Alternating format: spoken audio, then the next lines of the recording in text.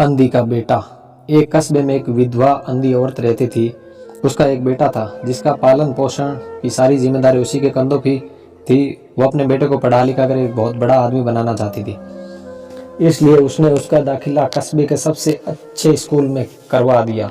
वो दिन रात मेहनत करती ताकि बेटे को अच्छे स्कूल में पढ़ा सके और उसकी फीस दे सके। लड़के कई स्कूल में बच्चे उसकी माँ के बारे में जानते थे, वो सब उसे अंधी का बेटा कहकर चिढ़ाते थे। लड़का उससे बहुत परेशान हो गए। वो अपनी माँ के साथ कहीं जाने में शर्माने लगा, उसके साथ कहीं भी जाने में कतराने लगा। जब लड़का बड़ा हुआ तो उसके शहर में अच्छी नौकरी लगी। वो अपनी माँ से कहने लगा, माँ मैं शहर में मकान लेकर वहीं रह लूँगा और फिर तुझे लेने आऊँगा।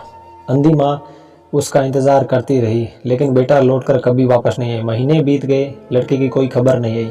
कई महीनों की बात है, लड़के की कोई खबर नहीं आई तो अंधी माँ ने एक दिन रहा नहीं गया और वो बेटे से मिलने शहर पहुंच गई। पूछते पूछते बेटे के ऑफिस तक पहुंच गई।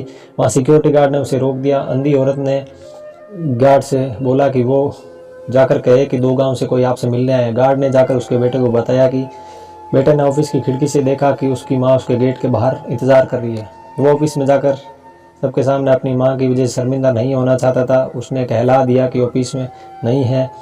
अंधी औरत वहाँ से चली जाए।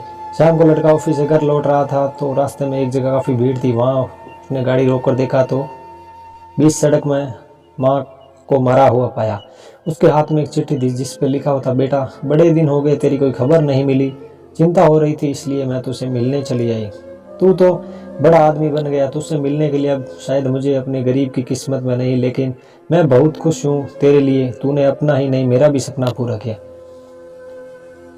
मलाल है कि तेरी तकदीर ना देख सकी, काश बचपन में तेरी आंखों में सरिया ना घुसा होता, मुझे तुम्हें अपनी आंखें ना देनी पड़ती, तेरी तकदीर अपनी आंखों से देखकर सुकून से मरती तेरी अंधी माँ। यह पढ़कर लड़का फूट फूट कर रोने लगा। जिस अंधी माँ पर उसे शर्म आती थी, उसने उसके लिए कितना बड़ा बलिदान दिया। वो अपनी आत्मा से ग्लीन से भर उठा और ज़िंदगी भर अपने आप को कभी माफ़ नहीं करा पाया। दोस्तों, माता पिता को अपने बच्चे के लिए सर्वत्र निछावर कर देते हैं, उनका हमेशा सम्मान करना चाहिए। दोस्तों, वीडियो अच्छा लगे तो लाइक करना, वीडियो शेयर करना और अपने दोस्तों के साथ वीडियो शेयर करना और चैनल को सब्सक्राइब जरूर कर लेना। जय हिंद, जय भारत।